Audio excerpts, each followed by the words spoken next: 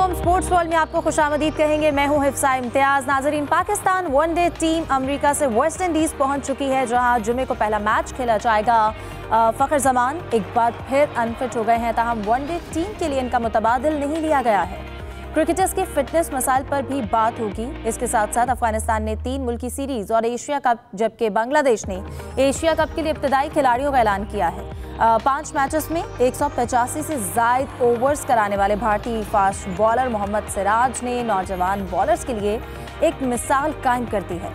पाकिस्तान के गेमर अरसलान ऐश ने 6ठा EVO title जीत लिया है। और इन तमाम मौज़ूआत पर बात करने के लिए मेरे साथ स्टूडियोज़ में मौजूद हैं जाहिद मकसूद साहब, यूसुफ अंजुम और हमारा साथ दे रहे हैं सलीम खालिक साहब भी। आप तीनों को वेलकम कहूँगी और उम्मीद करती हूँ आप लोग खैरियत से होंगे। सबसे पहले जाहिद साहब, आपकी जानिब आना चाहूँगी। अब इस वक्त जो टीम है वेस्ट इंडीज़ पहुँच चुकी है ब्रायन लारा स्टेडियम में, तैयारी भी की जाएगी। अब मैचेस जो ODI सीरीज़ हैं उनका आगाज़ होने जा रहा है। आपको क्या लगता है सीरीज़ कितनी टफ होगी? फ़खर जमान का मुतबादिल भी नहीं लिया गया टीम में।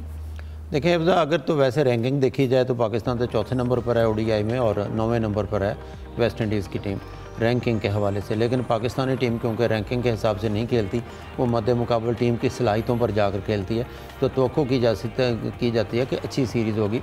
वेस्ट इंडीज़ टीम जो है ये आखिरी लास्ट इन्होंने सीरीज़ खेली थी इंग्लैंड के साथ, इंग्लैंड में, और वो तीनों मैचेस हार गए थे। पाकिस्तानी टीम आपको याद होगा कि न्यूजीलैंड के में इन्होंने खेली थी अपनी वनडे सीरीज़ और तीनों में पाकिस्तान भी तमाम मैच हार गया था। और 4 चेंजेस है इस वक्त टीम में, कहना चाहिए साहबजादा फरहान, जैसा आपने खुद कहा, फ़खर जमान का उन्होंने मुतबादल लेना शायद मुनासिब नहीं समझा, तो यकीनी तौर पर साइम अयूब के साथ अब्दुल्ला शफीक ओपनिंग पे जाएंगे।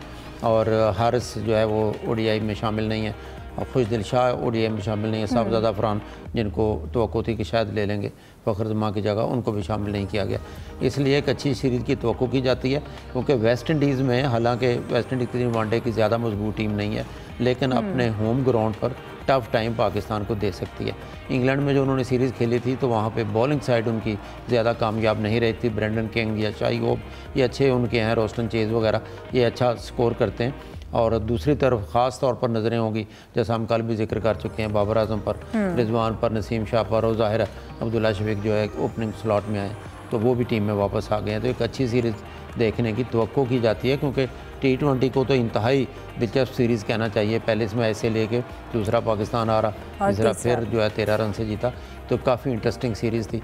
और ये एक किस्म की तैयारियों के लिए, या जो आजकल एक र्यूमर्स भी कही जाती है कि शायद फ़खर जमान फिट हैं, वो अनफिट हैं, तो उनकी जगह फिट ना हो सकें एशिया कप तक और उनकी जगह टीम में शामिल कर लिया जाए बाबर आजम को। लेकिन बाबर की काफ़ी प्रेशर भी होगा, इंतहाई तजर्बाकार हैं, पाकिस्तानी टीम के 2 दफ़ा कैप्टन रह चुके हैं, और किस किस्म की परफॉर्मेंस दिखाते हैं ODI में, इस पर भी सबकी नज़रें होंगी। बिल्कुल। सलीम साहब, आपकी जानिब आना चाहूँगी। अब ODI का इम्तिहान है पाकिस्तानी टीम का। मोहम्मद रिजवान जो है कप्तान होंगे। इसके अलावा हम स्क्वाड में एक चेंजेस भी देख रहे हैं, बाबर आजम शामिल हुए हैं, हसन नवाज़ को भी मौका दिया जा रहा है। अब ये नया स्क्वाड देखते हुए, वेस्ट इंडीज़ की पिच है उसको देखते हुए, क्योंकि अभी अमेरिका में T20 सीरीज़ खेली गई, अब हम वेस्ट इंडीज़ में जा रहे हैं, आपको क्या लगता है क्या क्या नए चैलेंजेस हो सकते हैं? और हमारा कौन सा ऐसा प्लेयर है, बैट्समैन या बॉलर, जो वेस्ट इंडीज़ के खिलाफ अच्छा खेल सकते हैं? चैलेंजेस तो जब भी पाकिस्तान टीम किसी भी टीम के खिलाफ खेले बहुत ज्यादा होता है।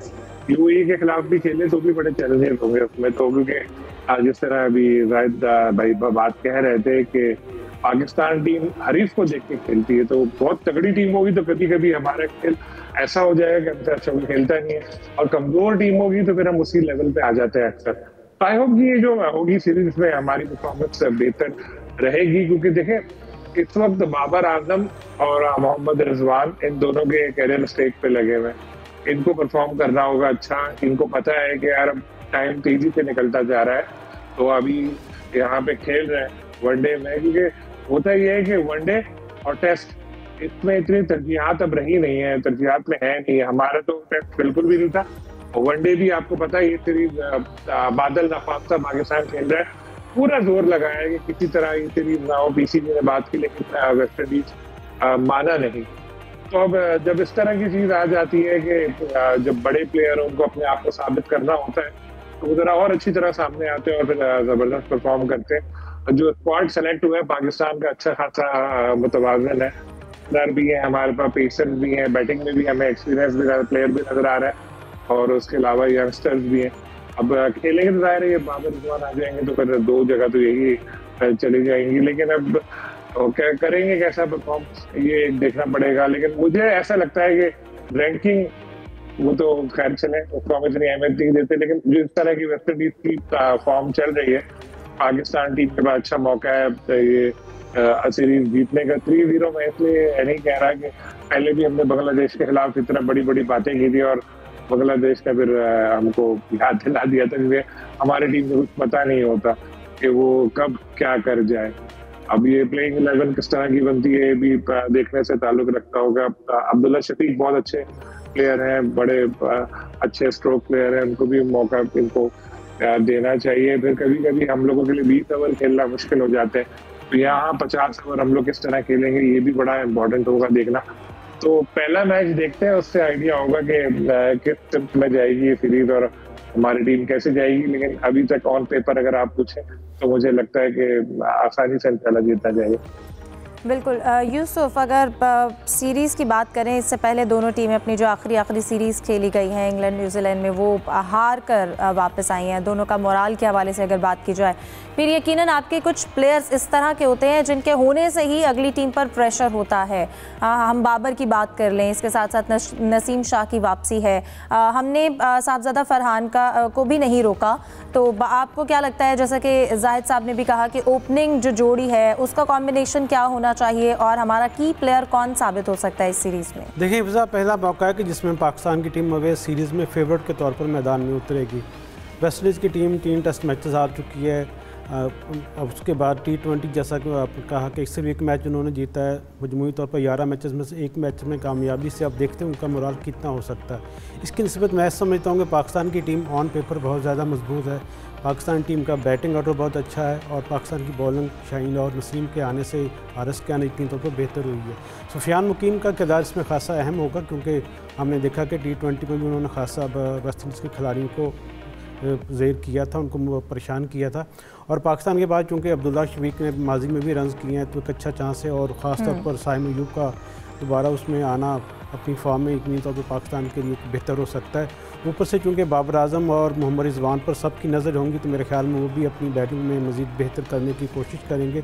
मजमूई तौर पर पाकिस्तान की ऑन पेपर टीम से ज़्यादा बेहतर वेस्ट इंडीज़ की टीम से, और ये अच्छी चीज़ है कि वेस्ट इंडीज़ में इस सीरीज़ होने जा रही है और प्रेशर सारे का सारा वेस्ट इंडीज़ की टीम पर होगा।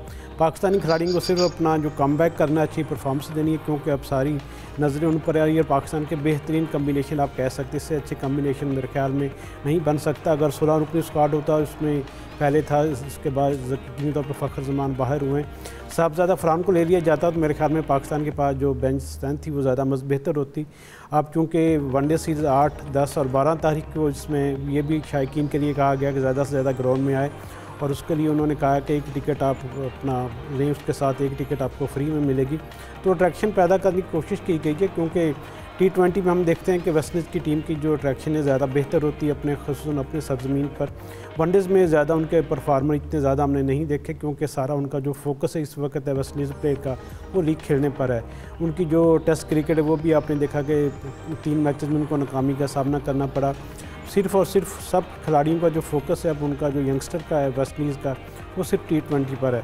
T20 में उनकी परफॉर्मेंस अच्छी नहीं रही, तो उससे अंदाज़ा आप लगा सकते हैं कि वनडे जो जिसमें उनको किसी को दिलचस्पी ही नहीं है, उसमें उनके कितने चांसेस हो सकते हैं जीतने के। तो मेरे ख्याल में पाकिस्तान के पास ये बेहतरीन मौका है कि ये तीनों मैचेस में कामयाबी से अपनी जो परफॉर्मेंस है वो अच्छा करे और ये तीनों मैचेस अपने नाम करें। बिल्कुल जाहिद साहब, आप क्या समझते हैं, जैसा कि हम जिक्र कर रहे थे कि इस सीरीज़ को ODI को भी T20 में बदलने की कोशिश की गई, लेकिन उसके बाद अब ये ODI सीरीज़ हो रही है। आपको क्या लगता है ये जो सीरीज़ है दोनों टीमों के मुस्तकबिल के हवाले से उनके लिए कितनी अहम साबित हो सकती है, मददगार हो सकती है आइंदा के इवेंट्स को लेकर, तैयारियों को लेकर? देखें, लगता ये था कि उनके वेस्ट इंडीज़ वाले क्योंकि ODI में अपनी रैंकिंग बेहतर करना चाहते हैं, अपने प्लेयर को शायद एक्सपीरियंस देना चाहते हैं ताकि विकेट पर रुकने की उनको आदत पड़ जाए।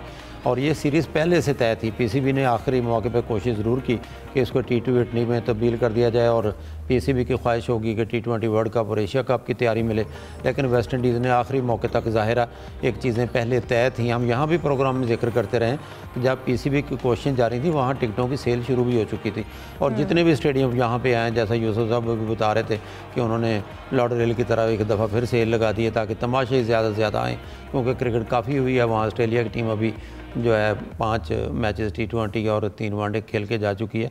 और वैसे भी सब जानते हैं कि वो जज़ायर हैं, आइलैंड्स हैं, ट्रिनिडाड एंड टोबैगो का ये स्टेडियम है ब्रायन लारा जहाँ पे मैचेस होने हैं। तो इसलिए तवक्को की जाती है कि अब ये मैच ज़रा इंटरेस्टिंग हो गया, जैसा आपने कहा, पहले जिक्र किया है, हम भी जिक्र कर चुके हैं, क्योंकि पाकिस्तान की ओवरऑल देखा जाए, अगर बैटिंग स्ट्रेंथ को अगर देखा जाए तो वो तो काफ़ी बेहतर दिखाई देती है, लेकिन क्योंकि पाकिस्तानी टीम को कोई साबित भी करना होगा। अब्दुल्ला शफीक काफ़ी देर बाद मैदान में उतरेंगे वहाँ पे, क्योंकि लॉर्डरहिल में साइम अयूब बचा खेल पेश कर चुके हैं बड़ी देर के बाद, जब टीम में आए फॉर्म में भी आ चुके हैं। फिर शायद वन डाउन पे तो बाबर आजम ही आते हैं, रिजवान है, सलमान आगा भी यकीनी तौर पर खेलेंगे। और कल सलमान आगा ने जब T20 मैच हुआ उसके बाद जब उनसे सवाल किया गया कि ये बार बार जिक्र किया जा रहा है कि आपने अच्छा स्पिनर होते हुए भी आपने बॉलिंग क्यों नहीं की, तो उन्होंने कहा कि नहीं, यहाँ पे साइम अयूब अच्छी गेंदें कर रहे थे, सुफियान अच्छी गेंदें कर रहे थे, इसलिए उन्होंने मुनासिब समझा कि वही अच्छी बॉलिंग करें। और यकीनी तौर पर आप मुझे देखेंगे वनडे में बॉलिंग करते हुए, तो उनको बॉलिंग के तौर पर भी आजमाया जा सकता है। और दूसरी तरफ सुफियान और इब्रार भी साथ हैं। अब देखना होगा कि फास्ट बॉलिंग में किसको चांस मिलते हैं। क्या नसीम शाह जो बड़ी देर के बाद टीम में आए हैं, फिटनेस मसाइल का शिकार थे, उनको चांस मिलता है, या शाहीन के साथ जो है वो हसन अली को मैदान में उतारा जाता है। तो लेकिन मैं समझता हूँ कि अच्छा बैलेंस है टीम का, अच्छे मैचेस देखने को मिल सकते हैं। सलीम साहब, हमारे लिए एक ये भी कह लें कि नज़रें होती हैं, परेशानी के लिए एक चीज़ होती है कि फ़िटनेस मसाइल, जैसे नसीम शाह की हमने बात की, फ़िटनेस के बाद भी जब फ़िटनेस मसाइल के बाद जब प्लेयर वापस टीम में शामिल होता है उसको एक बार एडजस्ट होने में बहुत टाइम लगता है। फिर उसके बाद अब्दुल्ला शफीक को काफ़ी देर बाद मौका मिल रहा है, तो आपको लगता है कि इससे प्लेयर्स की परफॉर्मेंस पर भी फ़र्क पड़ता है और उसके साथ साथ टीम की जो कारकर्दगी है उस पर भी फ़र्क पड़ता है? फ़िटनेस मसाइल के बाद भी खेलने में प्लेयर उस तरह से रिदम में नहीं आता है, स्पेशली अगर हम पाकिस्तानी क्रिकेटर्स की बात करें। बिल्कुल, जहाँ पे भी प्लेयर हो फिटनेस मसाइल के बाद जब वो कम बैक करता है तो उसको जीरो से शुरू करना पड़ता है, क्योंकि जब कोई भी प्लेयर हो वो ये नहीं चाहता कि उसकी जगह खतरे में पड़े टीम में। तो कई अक्सर ऐसा भी होता है पाकिस्तान में कि इंजरी कैरी करके खेल रहे होते हैं, जब पानी सर से ऊंचा होता है तो फिर उनका पता लगता है कि यार ये तो बिल्कुल इंजर्ड हो गए, ये तो अब बाहर हो गए। फिर जब वो बाहर होते हैं उसके बाद कम बैक करते हैं, अगर मौका मिलता है तो फिर उनके ध्यान में यही होता है कि यार अगर मैं वैसे परफॉर्म नहीं कर सका तो फिर मुझे बाहर कर देंगे। जैसे आप देखें कि हम दूसरों की बात क्या करें, साइम अयूब को आप देख लें कि जब से वो वापस आए इंजरी के बाद उनकी परफॉर्मेंस इतनी अच्छी नहीं रही। वो तो उनके ऊपर ट्रस्ट था टीम मैनेजमेंट का, उनको मुसलसल खिलाते रहे, तो फिर अभी उन्होंने ये 2 मैचों में बड़ा अच्छा परफॉर्म किया। होपफुली ऐसे ही मुसलसल से वो परफॉर्म करते रहे। शाहीन अफरीदी की मिसाल सामने है कि उनकी परफॉर्मेंस पड़ा जब वो इंजरी के बाद वापस आए। फखर जमान को हम देख लें कि वो इंजर्ड हुए, वापस आए, लेकिन लग रहा है कि वो मुकम्मल फिट हुए नहीं थे, लेकिन फिर भी सलीम साहब टीम में शामिल हुए और एक बार फिर से उनको फिटनेस मसाइल का सामना है। फखर जमान एक बार फिर अनफिट होकर टीम से बाहर हो गए हैं, ODI सीरीज़ में भी नहीं है, इन्हें हैमस्ट्रिंग की शिकायत हुई है। प्लेयर्स की फिटनेस पर बात करने के लिए हमारे साथ मौजूद हैं PCB मेडिकल पैनल के साबिक सरबराह डॉक्टर सुहेल सलीम साहब। बहुत शुक्रिया डॉक्टर साहब, आपके वक्त का आपको प्रोग्राम में वेलकम कहूँगी।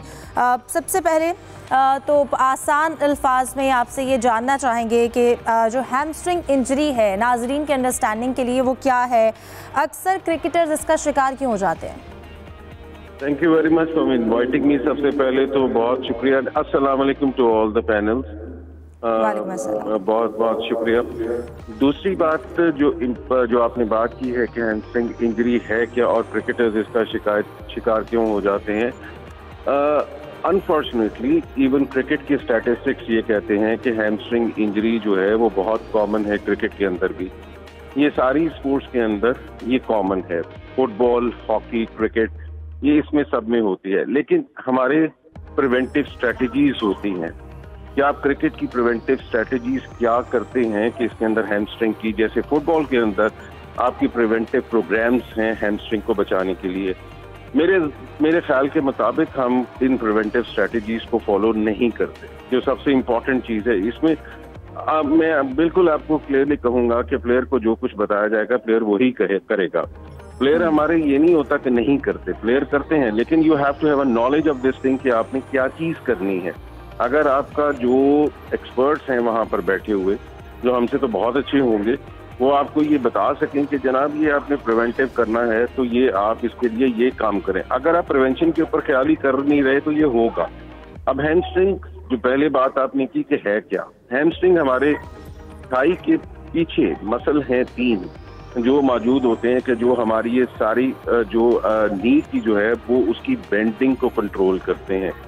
सो स्पोर्ट्स के अंदर इसका क्रिकेट के अंदर भी बहुत ज़्यादा मतलब इसकी मौजूदा होने के असरात हैं, रिसर्च इसको फॉलो करती है। लेकिन वही बात मैंने जैसे बार बार कही कि इसके अंदर आपकी प्रिवेंटिव स्ट्रेटजीज का बहुत बड़ा रोल है। अगर हम प्रिवेंटिव स्ट्रेटजीज नहीं करते तो ये this is bound to happen. आपका किसी वक्त भी इंजर्ड हो सकता है। बिल्कुल, जैसा कि डॉक्टर साहब आप क्रिकेटर्स के करीब भी रहे हैं, अगर हम फ़खर ज़मान की बात करें, अभी रिसेंटली वो हैमस्ट्रिंग का शिकार हुए हैं। फ़खर ज़मान की अगर स्पेसिफिकली बात करें तो वो बार बार अनफिट हो जाते हैं, क्या वजूहात है, क्या इंजरी कैरी करके चलते हैं, क्यों मसाइल इस तरह से पेश आ रहे हैं? देखिए, एक चीज़ तो मुझे अब इस वक्त कंफर्म नहीं है कि ये क्या हैमस्ट्रिंग का उनको ट्रबल था या नहीं था before event for the this tour. Number 2 बात ये है कि मुझे ये पता है कि yes Fakhar is a vibrant cricketer, वो वाइब्रेंट क्रिकेटर है, उसके अंदर आप एक्सपेक्टेशंस रखते हैं। वाइब्रेंट से मतलब ये है कि वो फील्डिंग में भी पूरी जान मारते हैं और अपनी बैटिंग में भी पूरी जान मारते हैं। अब उसके अंदर इंक्रीज के चांसेस इसलिए बढ़ गए कि यस ठीक है, हम ये इसको बेशक मजा के समझते हैं, लेकिन क्रिकेट की लैंग्वेज में एज इज कैचिंग अप। अभी हमारी एज कैच अप जरूर कर रही है, तो उसकी वजह उसको अगर मद्देनजर रखते हुए, इसकी पुरानी नी की इंजरी को मद्देनजर रखते हुए, मैं जरूर कहूंगा कि कुछ ना कुछ हमें ये प्रॉब्लम होती है कि हमें उसको इसी तरह ट्रीट करना, इसी तरह देखना होता है, इसी तरह ख्याल करना होता है उसका। सही। डॉक्टर साहब, आप क्या समझते हैं क्रिकेट बोर्ड से जाने के बाद अब नया मेडिकल पैनल जो है वो आपको लगता है कि उनकी जानिब से जो उनकी जिम्मेदारियां हैं वो बाखूबी अंदाज में अदा कर रहे हैं? कौन सा मेडिकल पैनल? जो अभी करंटली काम कर रहा है टीम के साथ, पीसीबी के साथ। मेडिकल पैनल, आप मुझे उसमें एक आदमी बता दें, एक आदमी बता दें, एक, मैं आपसे वुड रिक्वेस्ट कि एक आदमी ऐसा बताएं कि जिसका क्रिकेट में या स्पोर्ट्स के अंदर जाके ऑन ग्राउंड 2 या 1-2 साल भी एक्सपीरियंस है। मुझे बता दें क्या ऑर्थोपेडिक सर्जन ये काम करता है? ऑर्थोपेडिक सर्जन मुझे ये बताएगा कि वो ग्राउंड में जाकर इनके साथ काम करता है। जितना मर्जी अच्छा ऑर्थोपेडिक सर्जन होगा बिल्कुल सारा आंखों पे, लेकिन अगर वो स्पोर्ट्स, उसके पास कुछ डिग्री या स्पोर्ट्स के साथ काम करने का एक्सपीरियंस नहीं है, कमरों में बैठ के स्पोर्ट्स के काम नहीं होते जी, ये बड़ी पक्की बात है। क्या मुझे एक जो टीम डॉक्टर है वो एनेस्थीसिया वाला या एक आईसीयू में काम करने वाला मुझे बताएगा कि स्पोर्ट्स की इंजरीज क्या है? नहीं डॉक्टर साहब, हमारी इतला के मुताबिक तो जाहिर है स्पोर्ट्स इंजरीज के स्पेशलिस्ट डॉक्टर अभी तक इन्होंने हायर ही नहीं किए, शायद मेडिकल पैनल का बाकायदा ऐलान भी नहीं किया गया। अलबत्ता मेडिकल पॉलिसी का ऐलान कर दिया गया, डोमेस्टिक लेवल तक भी हम जो है टेस्ट लिया करेंगे प्लेयर्स के। सर पॉलिसी, आप जिस पॉलिसी की बात कर रहे हैं, पॉलिसी जो है वो पॉलिसी बहुत आसान है। पॉलिसी आपको एक स्प्रेडशीट ही है ना बनानी है, आपने बना ली पॉलिसी। पॉलिसी कितनी मुश्किल है, पॉलिसी बन जाएगी, लेकिन पॉलिसी को इम्प्लीमेंट किसने करना है ये मुझे बताइए। क्या हम इम्प्लीमेंट करवाएंगे उस पॉलिसी को? क्या ये चीजें होंगी? Is it possible to get this implemented? ये इंपॉर्टेंट चीज है पॉलिसी का होना। पॉलिसी तो मतलब अब पॉलिसी कुड बी वो कहीं भी पुरानी जो 20 साल की पॉलिसीज या 10 साल की पॉलिसीज या जितनी भी डॉक्यूमेंटेशन बनी हुई है उसमें से अब नई चीज बता दें मुझे क्या बनाई गई है, ये मुझे बताइए कि कोई नई चीज, ऐसी नई चीज के जो दिमाग से आपके जो एडवाइजर हैं टू स्पोर्ट्स मेडिसिन उन्होंने सोच के बताई हो कि ये हो सकता है। कोई ऐसी चीज मुझे बताएं। कोई ऐसी चीज नहीं है कि मेरे ज़ाती ख्याल के मुताबिक कि जो आपको इस वक्त कोई नई चीज बताई गई, कोई चीज। तो इसलिए आई डोंट थिंक सो कि वी आर देयर। डॉक्टर साहब, आपको क्या लगता है जो इस वक्त पीसीबी की फिटनेस पॉलिसी है बैनुल-अक़वामी मयार के मुताबिक है? जैसे कि कहा कि डोमेस्टिक में भी उन्होंने पॉलिसी मुतारिफ करा दी है, लेकिन जो फिटनेस टेस्ट लिए जाते हैं क्रिकेटर्स के, उनकी आलमी सतह की परफॉर्मेंस को देखते हुए आपको लगता है वो पॉलिसी इंटरनेशनल लेवल के कंपैटिबल है? देखिए, एक चीज मैं एक चीज आपको क्लियर कर दूं कि हमारे जो टेस्ट हैं, हम में से तो कोई भी ऐसा मौजूद नहीं है, कोई इजाद करने वाला नहीं है कि कोई एक नया टेस्ट डिजाइन कर लेगा। हम डिजाइन जितने भी टेस्ट हैं सारे हम डिजाइन टेस्ट किए हुए डिजाइन टेस्ट लेके आते हैं कि इसकी ये इम्प्लीकेशन है या इसकी। अब फिटनेस टेस्टिंग की अगर टेस्ट अब American college of sports medicine की किताब उठा के देखें, उसमें 200 फिटनेस टेस्ट हैं।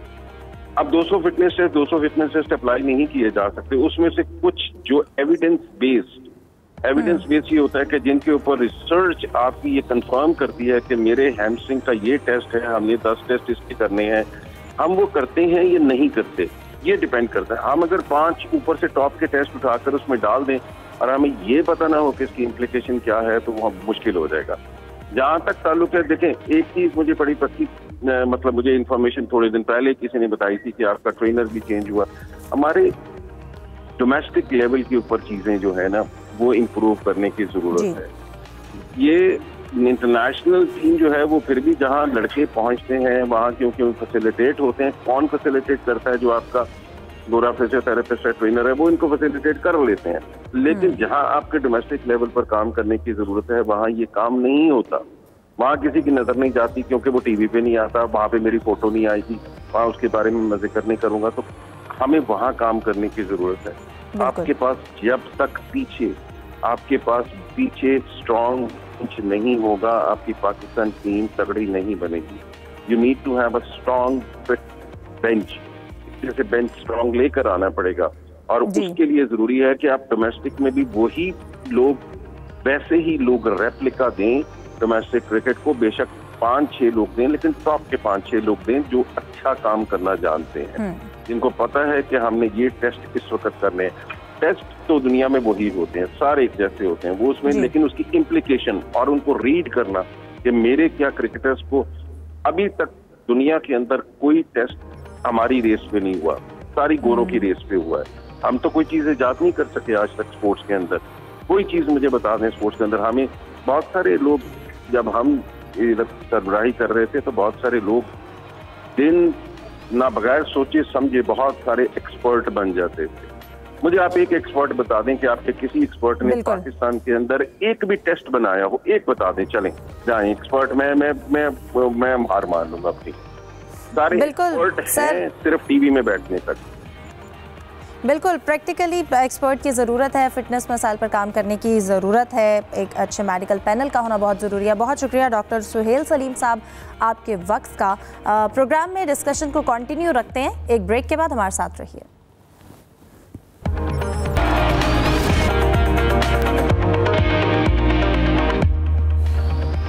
Welcome back. सलीम साहब, आपके जानिबाना चाहूँगी, कहिएगा अफगानिस्तान ने ट्राई नेशन सीरीज़ और इसके साथ साथ एशिया कप के लिए अपने स्क्वाड का अनाउंस किया है और बांग्लादेश ने एशिया कप के लिए अपनी टीम का ऐलान किया है। आप कितनी कंपोज टीम देख रहे हैं आप दोनों की? बहुत अच्छा सवाल है आपका, मैं इस पर भी बिल्कुल आता हूँ, लेकिन पहले डॉक्टर साहब से जो आपकी बात हो रही थी मैं उसका थोड़ा जिक्र करना चाहता हूँ कि माशाल्लाह बड़ी अच्छी वो बातें कर रहे थे। मेरा बड़ा दिल चाह रहा था, लेकिन बीच में इंटरप्ट मैंने नहीं किया क्योंकि हमारे मेहमान थे, हमारे शो में आए हुए थे वो। लेकिन अब मैं इतना ये बोलना चाहता हूँ कि डॉक्टर साहब खुद इतने अरसे तक रहे, डायरेक्टर भी बने वो, लेकिन जो वो तजावीज़ दे रहे थे उन्होंने अपने दौर में ऐसा क्यों नहीं किया, और अगर उनकी कोई सुनता नहीं था तो उन्होंने छोड़ा क्यों नहीं? एहसानुल्लाह की इंजरी खराब किसने की? इल्जाम तो इन्हीं के ऊपर लगा था। होता ये है कि जब तक बंदा पोजीशन पे हो, कुछ हो, तो उसको कुछ बुरा नजर नहीं आता। अब अच्छा चल रहा होता है क्योंकि सैलरी मिल रही होती है। भाई उनको किसी दिन लाइन पे ले लेंगे, आप जरूर पूछिएगा ये क्वेश्चन। वैसे आपको आज कर देने चाहिए। ये मैं इसकी क्लिप बना के उनको भेजूंगा, खुद ही अफ्रीका नगर में भेजता हूँ। नहीं बेहतर होता आप कर लेते क्वेश्चन। कोई भी गेस्ट हम जब लेते हैं प्रोग्राम में आप कर लिया करें। अब क्योंकि वो नहीं है, जिस दिन आप कहेंगे हम लाइन पे ले लेंगे, आप दोबारा क्वेश्चन कर दीजिए उनसे। बिल्कुल ये करना चाहिए सवाल, क्योंकि उस वक्त मैं समझ रहा था शायद आप लोग कर ले क्योंकि आप साथ बैठे होते। बिल्कुल सलीम साहब, ये क्वेश्चंस जो हैं वो जब होंगे हम उनसे ज़रूर करेंगे, और आपने अपने जो ख्यालात हैं, तासुरात हैं, उनका इजहार किया। मैं चाहूँगी कि जो सवाल मैंने आपसे किया था टीम कॉम्बिनेशन के हवाले से, अगर आप उस हवाले से भी जवाब दे दें क्योंकि हमारे पास टाइम बहुत कम है। जो अभी टीम में बनी है ना, ये इनिशियल टीम है, 22 खिलाड़ी एक में नहीं है, दोनों टीमों के ज्यादा है, और अफगानिस्तान को तो कैंप लगेगा 2-3 हफ्ते का वहां पर, और उसके बाद ये बांग्लादेश का भी ऐसा ही है। तो जाहिर है इतने सारे प्लेयर में सारे उन्होंने ले ही लिए होंगे। जब हतमी स्क्वाड सामने आएंगे तो जाके पता चलेगा कि किस तरह की टीम खेलेगी या कौन सा स्क्वाड उनका बनेगा। बिल्कुल ठीक है। इसके साथ साथ हम सलीम साहब ये भी देख रहे हैं कि भारत और अगर इंग्लैंड के दरमियान जो 5 मैचेस की सीरीज़ थी वो ख़त्म हुई, कई रिकॉर्ड्स भी कायम हुए, लेकिन उसमें सबसे ज़्यादा जो इस वक्त डिस्कस किया जा रहा है मोहम्मद सिराज को, उनकी जिस तरह से उन्होंने परफॉर्म किया इन मैचेस में, यकीनन वर्कलोड के होते हुए भी उन्होंने 5 मैचेस के लिए उनके पास रेस्ट का भी ऑप्शन था और उन्होंने कई रिकॉर्ड्स भी बनाए। तो स्पेशली मोहम्मद सिराज की बॉलिंग के हवाले से आप क्या कमेंट करना चाहेंगे? देखिए उन्होंने जो आखिरी दिन बॉलिंग की, बहुत ही गैर मामूली बॉलिंग उन्होंने की, लेकिन आप देखें क्रिकेट कितना फनी गेम है। एक मैच में वो आउट हो गए थे और उनकी टीम हार गई, बहुत ज्यादा क्रिटिसिज्म उनके ऊपर आया। इसी मैच में उन्होंने बड़ा अच्छा कैच ले लिया था बुक का, लेकिन वो बाउंड्री पार करके छक्का हो गया। उसके बाद उन्होंने बड़ा किया, बहुत क्रिटिसिज्म आया। अगर इंडिया ये मैच हारता, ये सीरीज हारता, तो सिराज को ही गालियां पड़ी थी सारी के 2 मैच इस बंदे ने हराए। लेकिन देखिए कितनी ड्रामेटिकली चीजें चेंज हुई। उनका अपना कहना था कि उन्होंने 5 दिन के खेल से कबल रोनाल्डो की गालिबन एक तस्वीर गूगल से डाउनलोड की, उसमें करेज या कुछ इस तरह लिखा था। उसके बाद उनका अपने आप पे लेकर आए जहन में सारी बातें, क्या मुझे जितवाना है अपनी टीम को, और फिर सारा कुछ बिल्कुल। और इंग्लैंड की जानिब से भी जिस तरह से हिकमत अमली जारहाना क्रिकेट के अपनाए गए वो भी काबिल तारीफ़ है। कई रिकॉर्ड्स भी उन्होंने टेस्ट में इस लिहाज से अपने नाम कर लिए। तीनों मेहमानों का बहुत शुक्रिया। आज के प्रोग्राम का वक्त ख़त्म हो जाता है, दीजिए इजाज़त, अल्लाह हाफ़िज़।